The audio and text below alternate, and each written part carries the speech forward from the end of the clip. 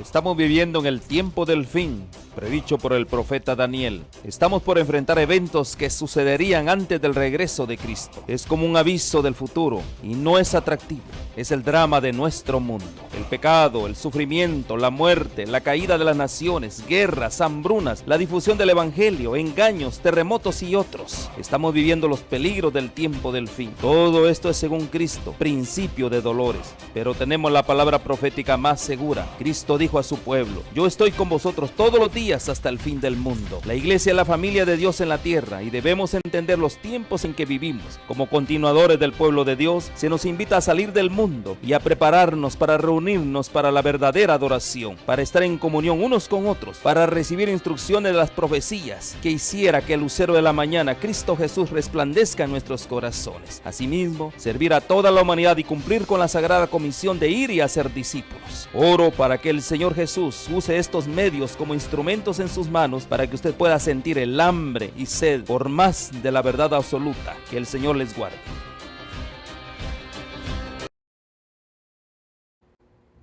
Hola amigos, ¿cómo están? Queremos agradecerles que nos acompañen a nuestra serie Descubriendo al Mesías de las Profecías. Gracias por sintonizarnos, por estar allí y de este lado con el ánimo de estudiar cada vez más la palabra de Dios, en aquellas sublimes enseñanzas, oráculos mesiánicos que Dios inspiró a los profetas para que queden allí guardados en el Antiguo Testamento. Y luego ver su cumplimiento en el Nuevo Testamento en la persona y en las enseñanzas, en los hechos, y especialmente en las parábolas de Jesús el Nazareno. En esta ocasión avanzaremos con nuevas parábolas ricas en significado. Pero antes, repasemos algunas profecías del Antiguo Testamento que anunciaban estos hechos notables, que el Mesías hablaría en proverbios o parábolas, cosas muy significativas, muy grandes para nuestra enseñanza. Salmo 78, los 5 primeros versículos, lo que nos dice: escucha, pueblo mío, mi ley, inclinad vuestro oído a las palabras de mi boca. Abriré mi boca en proverbios, hablaré cosas escondidas desde tiempos antiguos, las cuales hemos oído y entendido que nuestros padres nos las contaron. No las encubriremos a sus hijos, contando a la generación venidera las alabanzas de Jehová y su potencia y las maravillas que hizo. Él estableció testimonio en Jacob, puso ley en Israel, la cual mandó a nuestros padres que la notificasen a sus hijos. Así que el Señor hablaría en proverbios o parábolas, va a decir el Nuevo Testamento. Miremos también este otro texto de Jeremías 33:3. Dios promete dar mucha luz a aquellos hijos que quieren escuchar sus enseñanzas. Clama a mí y yo te responderé, y te enseñaré cosas grandes y ocultas que tú no conoces. Y en las maravillas de estas ilustraciones que Jesús nos enseñó, ilustraciones sencillas, simples, que la persona muy simple las puede entender. Hay profundas verdades que tenemos que desentrañar. Miremos entonces en el Nuevo Testamento cómo Jesús se expresa al respecto. Allí en Mateo capítulo 13, 35 y 34 y 35. Miremos ambos versículos. Todo esto habló Jesús por parábolas a la gente, y sin parábolas no les hablaba, para que se cumpliese lo dicho por el profeta cuando dijo: abriré en parábolas mi boca, o en proverbios, dice el Salmo 78:2. Declararé cosas escondidas desde la fundación del mundo. ¿Por qué el Señor tenía que hablar en parábolas? Acordémonos, textos que tenemos que fijar en nuestra mente. Mateo capítulo 13, versículo 10 y 11, dice la razón de que a los discípulos se les da los misterios revelados, pero la gente que tiene su mente muy cerrada se les va a hacer con ilustraciones para que no se cierren más con declaraciones abiertas, pero a través de las ilustraciones puede captar el interés. Mateo 13, 10 y 11, leemos. Entonces, acercándose los discípulos, le dijeron: ¿por qué les hablas por parábolas? Él responde: porque a vosotros os es dado saber los misterios del reino de los cielos, pero a ellos no les es dado. Miremos el versículo 13 ahora. De ahí en adelante, ¿por qué motivo Jesús habla en parábolas? Por esto les hablo por parábolas, porque viendo no ven, oyendo no oyen ni entienden. De manera que se cumple en ellos la profecía de Isaías, capítulo 6, versículos 9 y 10, que dice: de oído oiréis, pero no entenderéis. Viendo veréis, pero no percibiréis. ¿Por qué? Hay algo en la mente humana que impide percibir la luz de Dios. Y no obstante, Dios quiere penetrar esa mente y lo hace a través de atractivas ilustraciones, como leemos a continuación. Siguiente versículo. Porque el corazón de este pueblo se ha engrosado por causa del pecado, y con los oídos oyen pesadamente, y han cerrado sus ojos, para que no vean con los ojos, para que no oigan con los oídos, y con el corazón entiendan, y se conviertan, y yo los sane.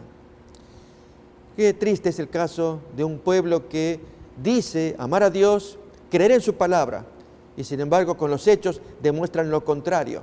De allí la necesidad de hablarles en ilustraciones para que ellos puedan sentirse atraídos, captar el interés de ellos y poder penetrar en la mente, decirles las verdades que Dios quiere anunciarles. Esta era la razón por la que Cristo hablaba en parábolas.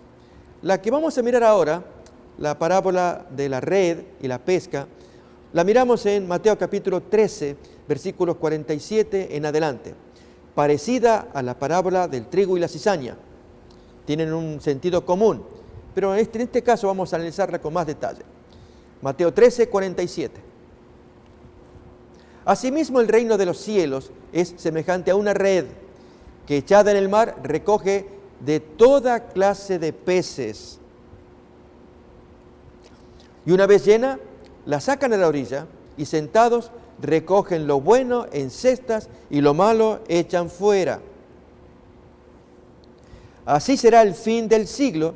Saldrán los ángeles y apartarán a los malos de entre los justos y los echarán en el horno de fuego. Allí será el lloro y el crujir de dientes. Amigos, vamos a analizar la parábola, verla otra vez mientras la leemos, los comentarios breves y después ilustraciones que traten de ayudarnos a ver el poder que tiene esta ilustración. Nuevamente se dice que el reino de los cielos es comparado a una red, a una pesca. Se tira la red para pescar. Cuando se pesca, se agarra toda suerte de peces, los buenos y los malos. Pero hay aquí que, lógicamente, el dueño, el que quiere servirse de esos peces, para consumirlos, para venderlos, tendrá que deshacerse de los peces malos. No lo puede hacer mientras está pescando en el mar. Llevaría tiempo. Lo que hace es poner la red, allí los pesca todos, los tira allí en un pote, en un recipiente grande, allí los va botando. Siguiente pesca, y así entonces el pescador, sea que vaya en un barco, en un bote, en lo que fuera, tira las redes, saca los peces y los bota todos juntos. Ahí tenemos un ejemplo.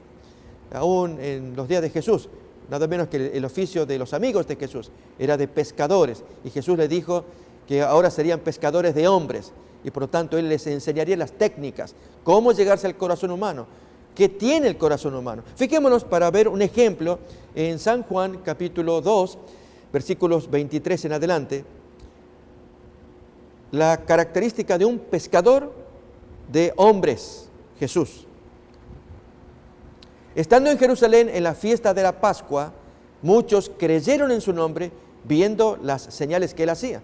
Si creían en Jesús, era la alegría del maestro que crean, pero como buen pescador de peces buenos y diferenciarlo de los peces malos, miremos lo que viene a continuación. Pero Jesús mismo no se fiaba de ellos porque conocía a todos y no tenía necesidad de que nadie le diese testimonio del hombre, pues Él sabía lo que había en el hombre. Por lo tanto, conociendo la naturaleza humana, ¿cómo podía confiar y creer? De hecho, Jesús mismo sabía quién lo había de traicionar, Judas. Nadie se lo había dicho, pero había una profecía que lo anunciaba, Él la conocía. Y el comportamiento de Judas, pues era evidente que este era el hombre que iba a cumplir la profecía. O aún Pedro, el hombre que decía amar a Jesús, y a pesar de la amonestación del maestro, que él estuviera orando, que estuviera vigilante, Pedro cayó en la trampa que Jesús le había anticipado. Tú me vas a negar antes que el gallo cante en 2 ocasiones. Por lo tanto, Jesús conocía al hombre como buen pescador de peces buenos y de los malos. Ahora bien, vuelvo a la pesca. El pescador estaba trabajando, recoge con su red todos los peces que pueda agarrar. Allí no se va a hacer cargo de andar separando entre el pez bueno y el pez malo. Los trae todo porque quiere ganar tiempo para pescar lo más que pueda pescar. Los tira entonces en el bote, en el pote allí donde dentro del barco puede haber. Sigue la pesca, va en aquel sector, vuelve nuevamente, hasta que ya cuando cree que ya tiene la cantidad suficiente, ahora sí, se va a la orilla y en la orilla hace el trabajo de discriminación. Puede separar los peces que son buenos, los que van a ser útiles, ponerlos a un costado, los que no sirven afuera. Esta es la esencia de la parábola de la pesca, de la red que queremos analizar ahora. Varios asuntos a tomar en cuenta. En primer lugar, la pesca la realiza alguien que tiene interés en los peces. Ese es su oficio. Vive de eso o vive para eso también. En el caso de Jesús, al definirse él como pescador de hombres, se lo dijo a sus amigos. Allí, al comienzo del ministerio de Jesús, cuando él se encuentra con los discípulos, ellos los encuentra donde su profesión. Vamos a buscarlos. Allí en San Mateo.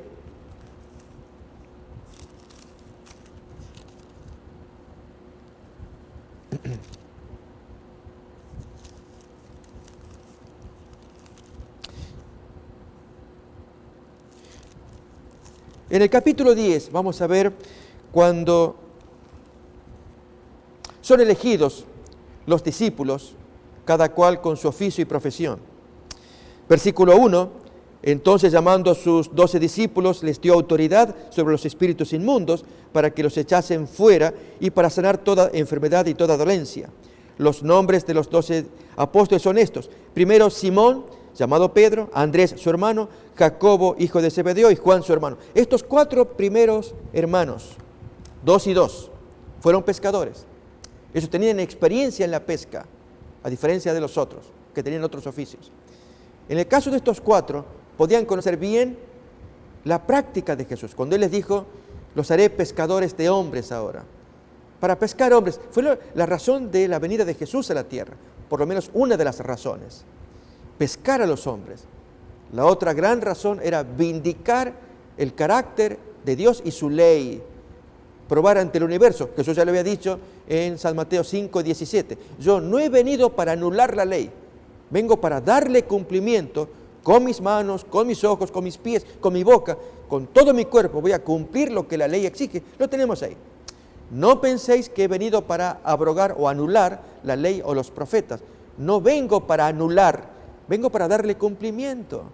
Y por lo tanto, si Jesús va a cumplir la ley, Él es el que la va a llevar a su plenitud.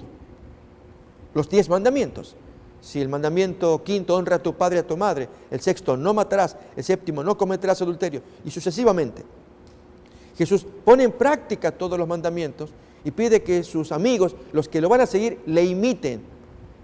Pero aquí que Jesús, al enseñarles a los discípulos cómo pescar hombres, estamos viendo que pesca buenos peces y pesca los malos. ¿Cuántos ejemplos hay en el Nuevo Testamento? Que Jesús, al moverse con la gente, se encontraba con toda suerte de gente. Aquellos que realmente tenían interés, que tocaban el corazón del Maestro, y aquellos otros que merecían una amonestación. Vamos a ver ejemplos. Estos son los peces buenos y los peces malos. Lógicamente el Señor ya va a decir en el Evangelio de Juan que Él no viene para condenar al mundo, viene para salvarlo. Pero aquel que no cree a la palabra ya es condenado por la palabra que Él está enseñando, la cual en el día del juicio, esa palabra lo va a condenar. Es decir, ahora hay un llamado al arrepentimiento, que escuchen el mensaje. Jesús no vino para condenar, vino para salvar, pero hay una advertencia en la palabra. Tú no crees lo que te estoy diciendo, te vas a encontrar con esa palabra en el día del juicio, al día final, y tendrás que hacerle frente a esa palabra. Y es que no creíste. Miremos acá el texto. Porque de tal manera amó Dios al mundo, que ha dado a su Hijo unigénito, para que todo aquel que en Él cree no se pierda, mas tenga vida eterna. Porque no envió Dios a su Hijo al mundo para condenar al mundo, sino para que el mundo sea salvo por Él. El que en Él cree no es condenado, pero el que no cree ya es condenado porque no cree en el nombre del unigénito Hijo de Dios, aunque Jesús no vino para condenar. Pero al no creer, esa falta de fe lo confronta en el día del juicio, donde tiene que hacer frente allí a las demandas de la ley de Dios, al interrogatorio de Dios. Ahora bien, dijimos que Jesús, cuando se movía en su ministerio, se encontraba con este tipo de gente y con este otro tipo de gente. Miremos, vamos a ver un ejemplo en Marcos. El encuentro que tiene con alguien, un texto muy conocido, pero el detalle que queremos mirar, el del joven rico, que pregunta al Señor, ¿qué hay que hacer para heredar el cielo? El joven oye de Jesús que le dice, si quieres entrar a la vida, guarda los mandamientos. El joven pregunta, ¿y qué mandamientos? Jesús le enumera, parte de los 10 mandamientos. Notemos ahora, cuando el joven dice que los cumplió, la reacción de Jesús. Aparece esto en San Marcos capítulo 10,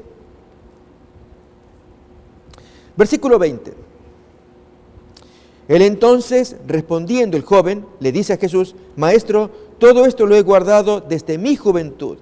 Entonces Jesús, mirándole, lo amó y le dice, una cosa te falta, anda, vende todo lo que tienes, dalo a los pobres, tendrás tesoro en el cielo y ven y sígueme tomando tu cruz. Notamos que Jesús ama a este pez, vamos a usar la expresión, pero que será un pez malo, porque el joven, después de este versículo, nos dice que él se alejó, no aceptó el consejo de Jesús, se fue triste porque traía muchas posesiones. Notemos, Jesús ama al buen pez, amará al mal pez, los ama. Él vino para salvar al hombre, pero es el hombre el que va a decidir su propio destino al aceptarlo o al rechazarlo. Vamos a ver el ejemplo de Nicodemo, Juan capítulo 3, un hombre que viene de noche, capítulo 3, 1. Un alto dirigente del Sanedrín. El Sanedrín en aquel tiempo estaba compuesto de 72 individuos, el sumo sacerdote y 71 colaboradores que formaban parte del cuerpo religioso administrativo más importante del país, el Sanedrín judío. Y Nicodemo era uno de los miembros, un hombre muy importante. Cuando él visita al grupo de noche, imaginemos la reacción de los discípulos, la alegría. Nos visita el diputado, por decirlo de una manera moderna. Y si él viene y parece sincero y Jesús lo conquista, ya tenemos a alguien influyente a favor de nuestro ministerio. Nos imaginamos a los discípulos, ellos creyendo que al verlo a este hombre de noche, conversando con Jesús, interesado, que ya creían que formaba parte del equipo que los apoyaría, y Jesús actuó de un modo opuesto, apretó, porque este hombre tenía que ser un buen pez. Miremos, había un hombre de los fariseos que se llamaba Nicodemo, un principal entre los judíos. Este vino a Jesús de noche, esa es la raíz del problema, como que se escondía. ¿Por qué de noche? Para no ser visto por sus compañeros, sus colegas, para no ser visto por los judíos. Era como esconderse en la penumbra de la noche, a fin de charlar con el amigable maestro. Le caía bien, de hecho la charla fue amigable. Pero Jesús detectó que había un problema típico del pez malo. Seguimos con la ilustración, los peces malos y los peces buenos, que al final, en la orilla, allí hay que separarlos. Así también, en el día final, los ángeles vendrán a separar unos y otros. Ya miraremos esos detalles más adelante. Pero por lo pronto, definir peces buenos y peces malos. En general, todos somos peces malos, pero el Señor trabaja en nuestro corazón para quitar lo feo, la podredumbre. Cuando uno mira un pez que está feo y huele feo. De hecho, en general los peces, muchos de ellos no son de rico olor, que digamos, pero se cuecen, si son peces de consumo. Ahí tenemos un ejemplo en imágenes, cómo hay que levantar la red, traer todos los peces, buenos y malos, mezclados que están allí. Y entonces, al final de la pesca, cuando se va a la orilla y se terminó el día de trabajo, allí hay que hacer un trabajo de selección. Ese es el día del juicio final en la venida del Hijo de Dios. Volvemos a Nicodemo. Nicodemo tenía algo allí en su corazón de pececito, usemos esa ilustración, que Jesús quería quitar. Por eso es que le dice estas palabras que miramos ahora en San Juan 3:3. Dice acá entonces, versículo 2, leemos el 2, que Nicodemo le pregunta, dice, vino de noche y le dice, Rabí, Nicodemo a Jesús, sabemos que has venido de Dios como maestro. Era sincero el hombre, porque nadie puede hacer estas señales que tú haces si Dios no te acompaña. Seguramente estás con Dios. ¿Pero por qué vino de noche? Esa es la pregunta que nos hacemos. Bien, Jesús va al grano, al problema moral que él tiene adentro en el alma. De cierto te digo que el que no nace de nuevo no puede ver el reino de Dios. Nicodemo dice, ¿cómo puede un hombre nacer siendo viejo? ¿Puede acaso entrar por segunda vez en el vientre de su madre y nacer? Jesús responde, de cierto te digo que el que no nace de agua mediante el bautismo y del Espíritu no puede entrar en el reino de Dios. Lo que es nacido de la carne así queda, y lo que es nacido del Espíritu es espíritu. No te maravilles de que te estoy diciendo a todos ustedes, os es necesario nacer de nuevo. Y miremos ahora a este Nicodemo en San Juan capítulo 19. Por efecto de la charla nocturna que afectó el corazón de él. Ahora Nicodemo va a ser un buen pez. Lo miramos esto en San Juan capítulo 19, versículo 38 en adelante. Dos miembros del Sanedrín se confiesan abiertamente, seguidores de Jesús, defensores de Jesús, en la hora suprema de auxilio del Maestro que acababa de ser muerto y sería puesto como cadáver allí porque que lo coman las carroñas, que ¿quién lo iba a recoger? Después de esto, José de Arimatea, que era discípulo de Jesús, pero secretamente por miedo de los judíos, rogó a Pilato que le permitiese llevar el cuerpo muerto de Jesús, y Pilato se lo concedió. Entonces vino y se llevó el cuerpo de Jesús. También Nicodemo, el que antes había visitado a Jesús de noche, vino trayendo un compuesto de mirras y aloes como de 100 libras.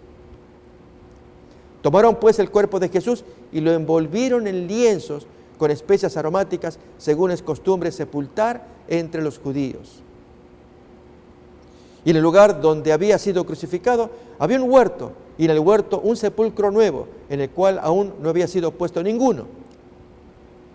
Allí pues, por causa de la preparación de la Pascua de los judíos y porque aquel sepulcro estaba cerca, pusieron a Jesús. Bien, ahí tenemos otro ejemplo de un pez rescatable, podemos decir así. Y así ha habido muchos casos. Y el Señor hoy actualmente querría hacer lo propio con cada uno de nosotros. Trabajar en el corazón para poder convertir los peces, que aquellos que son malos por naturaleza, convertirlos en buenos. De modo que cuando llegue el tiempo de la gran cosecha, por medio de los ángeles, como reza la parábola, ya vamos a volver, el Señor tenga buena cantidad de peces que han sido saneados, que se han podido recuperar, porque se pudo hacer una obra de sanación en esos peces, en esos corazones. El Maestro trabajaba con frecuencia con mucha de esa gente de esa manera. Pero ¿cuántas veces Él fue criticado? Miremos un ejemplo en San Lucas capítulo 15. Los fariseos, que eran los enseñadores, los maestros de la ley, los emisarios de Dios, para cumplir su misión de enseñar la palabra y aún salvar almas. Notemos en Lucas capítulo 15, versículo 1 en adelante, cómo acusan al Maestro por la labor de sanamiento que hacen los corazones de esos peces que están feos y hay que sanarlos. Miremos pues. Se acercaban a Jesús todos los publicanos y pecadores para oírle. Y los fariseos y escribas murmuraban diciendo: este a los pecadores recibe, con ellos come. Notemos que esta es la labor, de ahí que va a contar una parábola que estudiaremos más adelante, otra de las muchas parábolas del Maestro. Lo que importa es la actitud de aquellos que eran llamados maestros, que debían enseñar la ley de Dios y la salvación de Dios, hacer que esos peces se vuelvan buenos. Y en lugar de ello, más bien a condenar a Jesús, porque Él sí hace la labor de acercarse a la ramera, al publicano. Y a veces nos puede pasar a nosotros, amigos, que juzgamos con nuestros pensamientos. Acordémonos de la experiencia de Simón, el ex leproso, que ya estudiamos otro momento aquí en esta emisión. Y que el hombre inesperadamente en su casa, en la que había preparado una cena de homenaje al doctor que le había curado la lepra, Jesús, aparece inesperadamente la mujer de la ciudad, una pecadora, una consumada prostituta, y que ella, agradecida por la obra de Jesús, que le había limpiado ese corazón feo, de pez feo, de mal olor, cuántos pecados. Una mujer a la que se le habían echado 7 demonios, la María Magdalena, ahí la tenemos.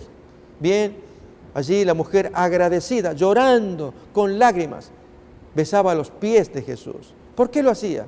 Allí miremos en Romanos capítulo 10. Vamos a leer primeramente el texto de Lucas, para luego ver en Romanos 10. Allí hay un versículo claro acerca de aquellos pies preciosos que predican la palabra. Pero miremos primeramente en Lucas capítulo 7.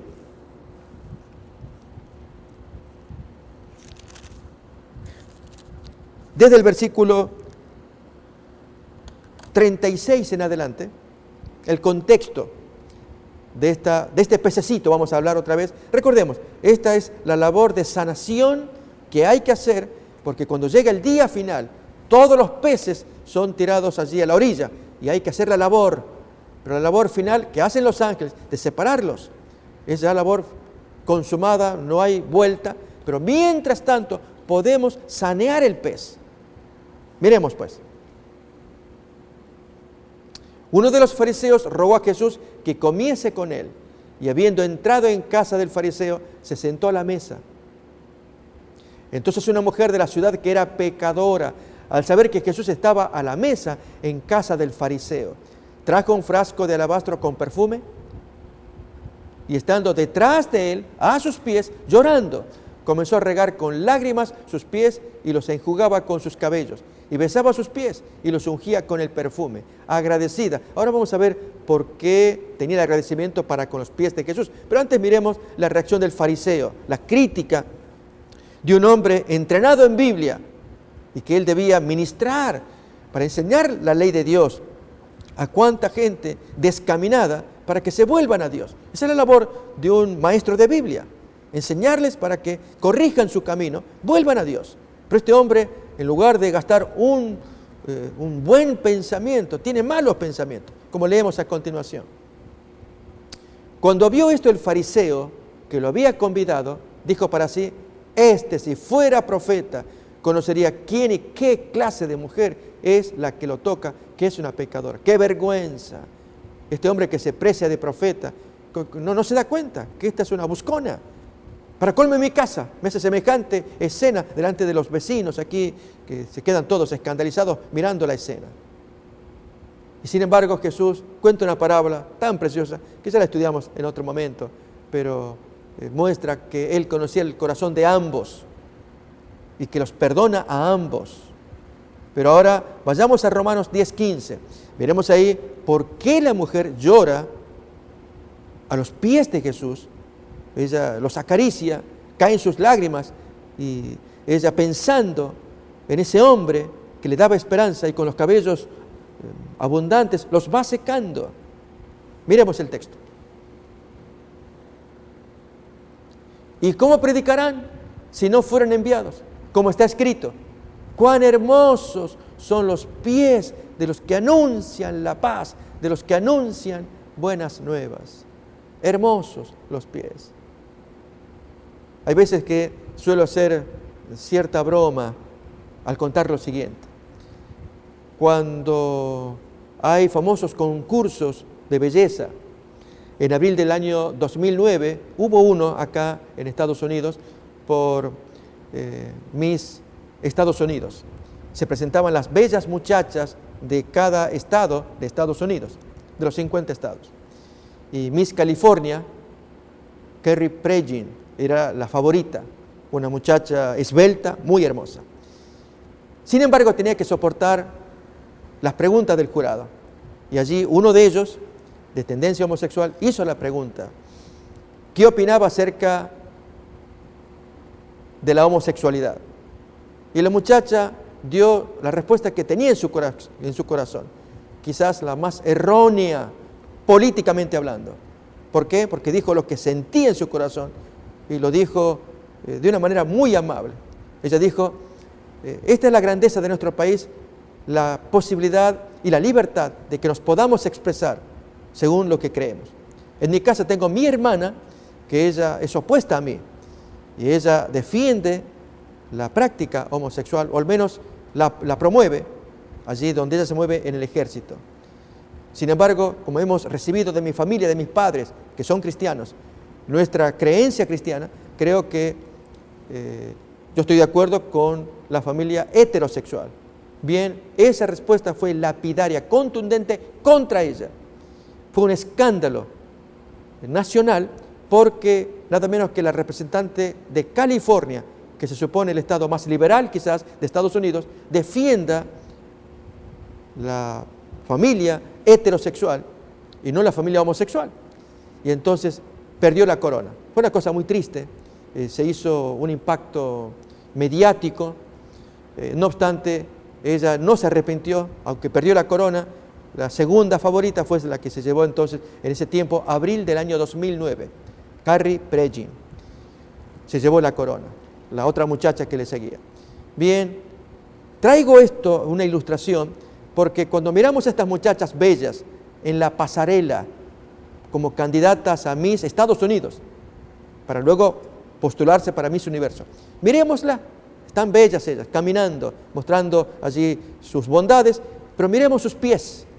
Y mientras ustedes están mirando, déjenme agregar una más. Aparece una muchacha, pero esta muchacha tiene pie plano. Y si ustedes miran bien, esta muchacha tiene juanete. Y si miran bien, esta muchacha hasta tiene hongos. Y uno dirá: ¿pero qué está diciendo? ¿Cómo va a entrar en el concurso de belleza? En el concurso de belleza del Señor. Romanos 10:15, leámoslo otra vez.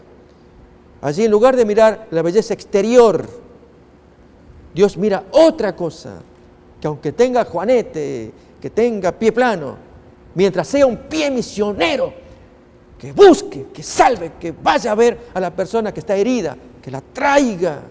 No estamos diciendo con eso que promovemos que el pie tenga hongos, no hablamos de eso. Lo hago como contraste nada más. ¿Cuántas veces nos guiamos por la belleza externa? Y es bonito, agrada a los ojos, hombres y mujeres, miramos.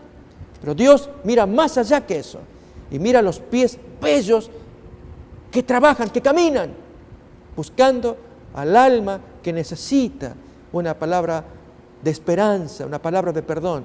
Como reza otra vez, leemos el texto de Romanos 10:15, y ahí entendemos por qué la pecadora se arrodilló y besaba sus pies, porque solamente Jesús se acercó para salvarla.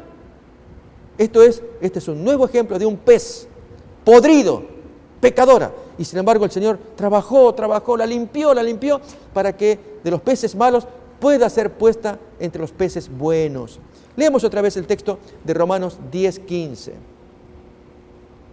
¿Y cómo predicarán si no fueren enviados? Como está escrito: cuán hermosos son los pies de los que anuncian la paz, de los que anuncian buenas nuevas. Vayamos otra vez a leer el texto de Lucas, capítulo 7. Miremos allí el versículo 37 en adelante, cuando la pecadora se acerca por detrás de Jesús y lo que hace. Miremos otra vez para comparar la escena. Entonces una mujer de la ciudad que era pecadora, al saber que Jesús estaba a la mesa en casa del fariseo, trajo un frasco de alabastro con perfume, y estando detrás de él, a sus pies. Recordemos que la forma de sentarse en aquel tiempo era por reclinatorio. De paso, la palabra griega allí también para recostarse es esa. Cuando comían los comensales recostados, se inclinaban en un brazo, sus pies hacia afuera, las cabezas hacia adentro, y con el otro brazo se servían en el hueco que quedaba de las cabezas que rodeaban allí el plato de comida. Entonces se apoyaban y con el otro brazo arrancaban, traían la comida y se servían. Y los pies hacia afuera. Bien, allí atrás, en los pies, en medio de tantos lugares, hombres y mujeres también que se habían reunido para comer. Bien, Nadie percibió, había mucho movimiento de criados trayendo la comida y todo esto. Cuando la mujer que no se percibió que había entrado, se percibió el olor, eso fue lo que llamó la atención. Leemos el texto otra vez que estábamos leyendo. Y estando detrás de él, a sus pies, llorando, comenzó a regar con lágrimas sus pies, esos pies que anuncian la paz, y los secaba con sus cabellos, besaba sus pies y los ungía con el perfume, agradecida. ¿Por qué? Porque el Señor había perdonado sus pecados. Vamos entendiendo, amigos, lo que es esta parábola de la pesca, que cuando se pesca, vienen peces malos y peces buenos. Y Jesús estaba pescando, y Él buscaba gente y los atraía. Pero a la vez, cuando podía trabajar, que es la tarea que tenemos que hacer nosotros. En esta tarea, cuando vemos a alguien que necesita una palabra, ¿por qué no darla? Dar una palabra de aliento. Ya la profecía decía del Cristo que Él no apagaría la mecha que esté humeando. ¿Nos acordamos de esa profecía? Allí en Isaías capítulo 42, vamos a mirarla.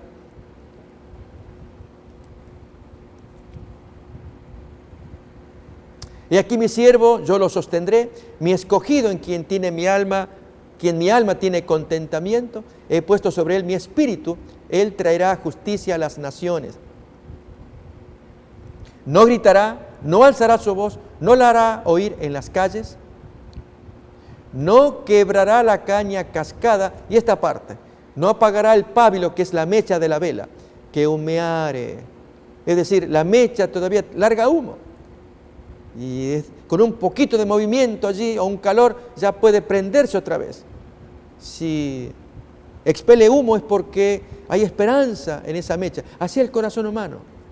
Así Jesús, cuando se acercaba a gente que había esperanza de ser salvados, con una palabra de aliento, de esperanza.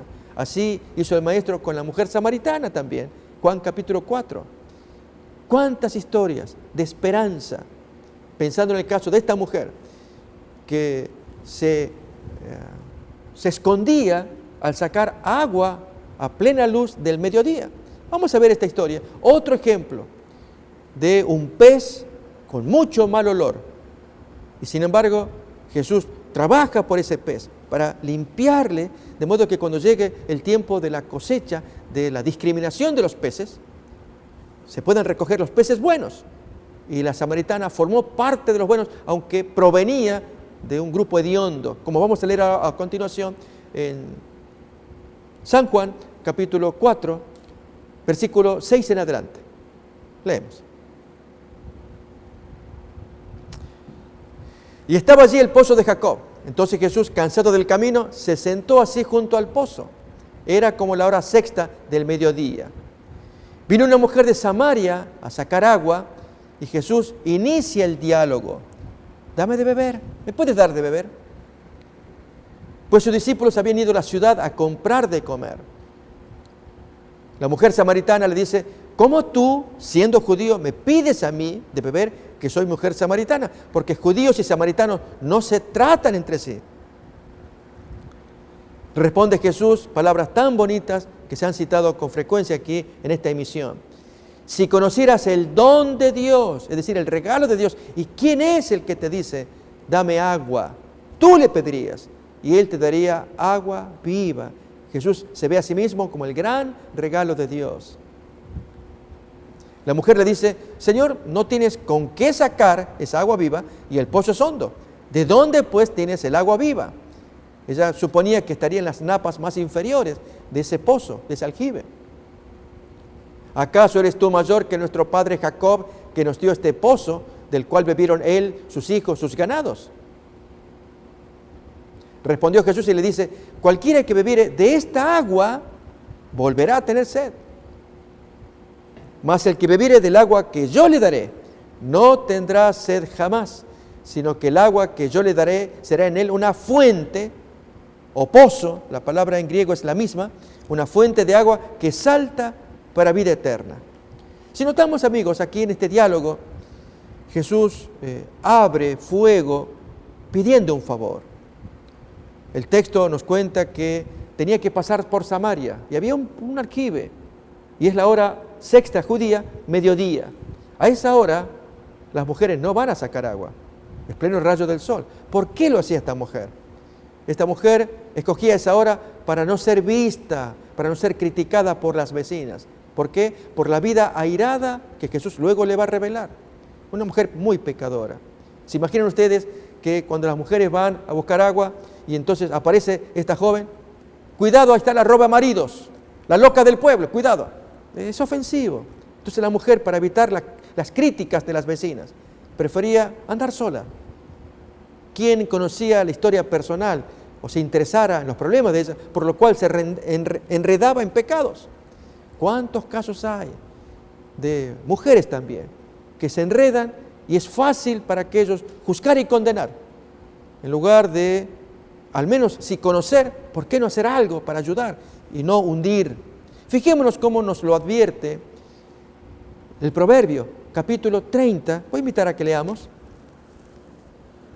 Sería sabio que prestáramos atención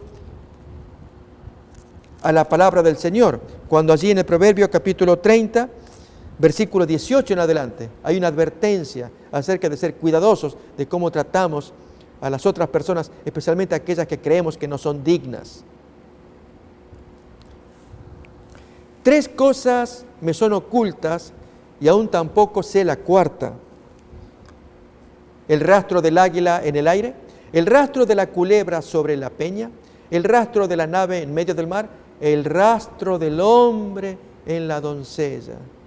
¿Cuántas mujeres se echan a perder o se arruinan y caen en grosero pecado sexual por causa de un hombre que abusó de ellas, que las indujo, las sedujo, les hizo daño, las violaron, etc.? Le arruinaron la vida, por lo cual la mujer, ya no teniendo más esperanza o buscando cariño, queriendo encontrar esperanza otra vez, se acerca a los hombres, o mujeres que fueron hasta violadas por padres o no tuvieron la presencia de un padre fuerte y buscan ellas ese consuelo, esa fortaleza que un papá puede dar, y lo buscan en el cariño equivocado de un hombre. ¿Cuántos casos hay? Pero qué fácil es juzgar. Bien, en el caso de la mujer samaritana no conocemos la historia. Jesús sí lo sabía, por eso se acercó con mucho cariño y le dice estas palabras: si conocieras el don de Dios, tú le pedirías agua y Él te daría agua viva. La mujer luego que dice: ¿de dónde tienes el agua? ¿Acaso eres mayor que este pozo? Jesús le dice, hablando del pozo: cualquiera que bebe de este pozo vuelve a tener sed, mas quien bebe del agua que yo le voy a dar no tendrá sed jamás, porque el agua, ahí tenemos, que yo le daré será en él una fuente o pozo. Y aquí, amigos, se pone interesante el diálogo, y es que Jesús contrasta ambos pozos. Así como Él no va a dar agua espiritual, agua física, tampoco vamos a tomar el pozo como algo físico. Es un símbolo. Quiere decir que así como el pozo genera agua, pero no llena, uno vuelve a tener sed. En el caso de este pozo espiritual, uno bebe y nunca más tendrá sed. Entonces, ¿cuál es la diferencia entre uno y otro? Que este pozo abarca todo aquello que bebemos, cosas lícitas, muchas de ellas, algunas ilícitas, pero bebemos, pero no nos llena. Si hablamos del trabajo, hablamos de la familia, y no obstante decimos, yo tengo mi familia, pero hay algo en el corazón que nos pone insatisfechos, ansiosos, porque Dios puso acá, hay un texto en Eclesiastés que dice, un corazón de eternidad, que sentir algo que llene, y ese sentimiento se llama Dios, buscar a Dios. Bien, eso es lo que propone Jesús. Quien bebe de esta agua vuelve a tener sed, pero quien bebe del agua mía no tiene sed más, sino que es una fuente aquí instalada adentro, que salta a borbotones, produce constantemente agua. Bien, eso aparece cumplido. Miramos en el texto de San Juan capítulo 7. Un agua acá adentro que a borbotones produce. ¿Qué es eso? Juan capítulo 7.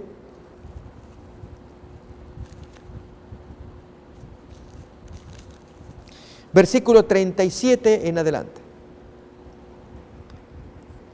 En el último y gran día de la fiesta, Jesús se puso en pie y alzó la voz diciendo, si alguno tiene sed, venga a mí y beba. El que cree en mí, como dice la Escritura, de su interior correrán ríos de agua viva. Esto dijo del Espíritu Santo que habían de recibir los que creyesen en Él, pues aún no había venido el Espíritu Santo, porque Jesús no había sido aún glorificado. Esta experiencia, amigos, de tener al Espíritu Santo es así como en un cadáver no hay espíritu, no hay respiración, está muerto. Así en la vida espiritual.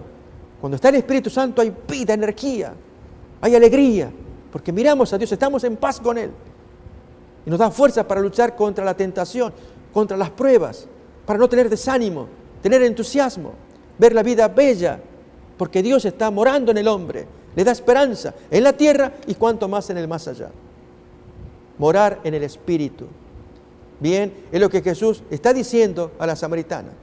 La samaritana se intriga, ella quiere. Miremos cómo sigue el diálogo. Y traemos esta ilustración para hablar de un pez que está con olor feo. Y sin embargo hay que trabajar porque Jesús va a llegar el día del final, que hay que llevar la pesca a la orilla y separar los buenos y los malos. Miremos ahora entonces, versículo 15 a continuación, la reacción de la mujer. La mujer le dice, Señor, dame esa agua para que no tenga yo sed, ni venga aquí a sacarla. Y Jesús suavemente va a traer un tema muy delicado de ella, y es las relaciones afectivas que ella tiene, cuando le dice, ve, llama a tu marido y ven acá. Ella responde, yo no tengo marido. Y él le dice, bien has dicho, no tengo marido, porque 5 maridos has tenido, y el que ahora tienes no es tu marido. Esto has dicho con verdad. La mujer quedó choqueada, quedó impactada, estremecida. ¿Cómo este desconocido me conoce? ¿Quién es? Es lo que viene a continuación. La mujer afirma su sentimiento. Señor, me parece que tú eres profeta. Y ya luego el texto va a seguir, muy interesante lo que viene, pero quedémonos con esta mujer que fue rescatada, porque ella creyó en el Cristo, fue salvada también. Otro ejemplo de un pececito que fue salvado. ¿No es esa la labor del Señor, nuestra labor también? Pero miremos ahora, volvamos a la parábola, el día final, el ajuste de cuentas. Otra vez estamos en Mateo capítulo 13, veíamos el versículo 47 en adelante, y la intervención de los ángeles en el día final. Asimismo, el reino de los cielos es semejante a una red que echada en el mar recoge toda clase de peces. Y una vez llena, la sacan a la orilla y sentados recogen lo bueno en cestas y lo malo echan fuera. Así será al fin del siglo. Saldrán los ángeles y apartarán a los malos de entre los justos y los echarán en el horno de fuego. Allí será el lloro y crujir de dientes. Vamos a ver esta escena en San Mateo capítulo 24, en la venida del Señor, el gran día de la cosecha. El Señor baja del cielo. ¿Qué hacen los ángeles? Vamos pues. Mateo capítulo 24. Desde el versículo 29 en adelante. Y la exhortación que hace el Maestro. Cuídense para que cuando llegue ese día vayan preparados. E inmediatamente después de la tribulación de aquellos días, el sol se oscurecerá y la luna no dará su resplandor, y las estrellas caerán del cielo, y las potencias de los cielos serán conmovidas. Entonces aparecerá la señal del Hijo del Hombre en el cielo, y entonces lamentarán todas las tribus de la tierra, y verán al Hijo del Hombre viniendo sobre las nubes del cielo, con poder y gran gloria. Esta es la segunda venida de Cristo. Y ahora sí, se cumple la parábola de la pesca y la red, y enviará a sus ángeles con gran voz de trompeta y juntarán a sus escogidos de los 4 vientos, desde un extremo del cielo hasta el otro. De la higuera aprended la parábola, y antes que miremos esta parábola, otra parábola que estudiaremos en otra ocasión. Notemos que los ángeles, dice, recogen a los escogidos. Pero ¿y qué pasó con los malos? Ellos van primero. Lo cuenta así Apocalipsis capítulo 20.